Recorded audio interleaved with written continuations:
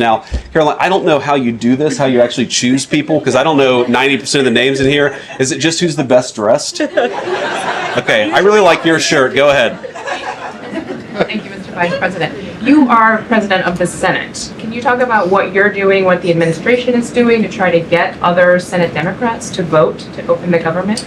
Yeah, we're talking to a number of our colleagues, Democratic and Republican, in the Senate. I talked to a number of them last night. The president, of course, is talking to them as well. I think there really are two categories of demands that I've seen privately from congressional Democrats. I think on the one hand, those who are negotiating in good faith are saying, look, we just want to make sure that we're able to have a conversation with the administration about some of the critical needs that we see that need to get fixed over the next few months.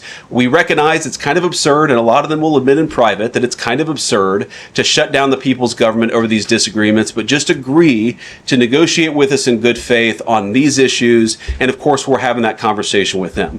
Then there's another category, people who say, give us everything we want or we're going to keep the government shut down. We just write those people off because they're not negotiating in good faith. And frankly, we don't need them. We've already got 3 more Democrats last night than I thought we would get. And I think it's because they recognize the illogic of the position of taking the entire American economy hostage because they don't get their policy priorities. So 3 moderate Democrats joined 52 Republicans last night. We need 5 more in order to reopen the government. And that's really where we're going to focus, is how to get those 5 additional Democrats. Thanks, Mr. Vice President.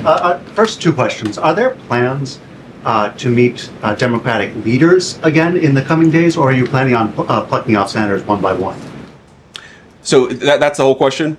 No, I got a second part. Okay, go ahead and ask the second question. So the president's been posting some images of Leader Jeffries and Senator Schumer. I saw. Recently.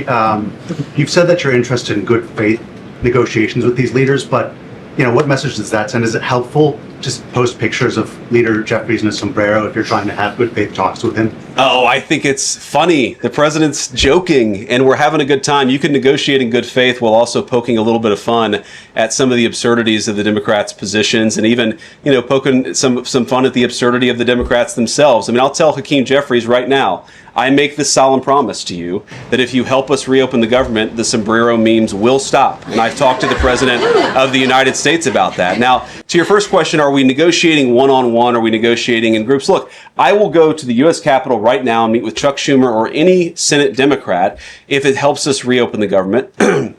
Most of the conversations, in my experience at least, have been one-off. We're also, of course, relying on some of our Senate Republican colleagues who have good relationships across the aisle. We're going to do whatever we have to do is the answer. And I think it's tough to predict what shape this negotiation is going to take over the next few months. But I feel good about the fact that Democrats already realize privately the fundamental irrationality of their position. I hope that they're going to publicly acknowledge it and reopen the government.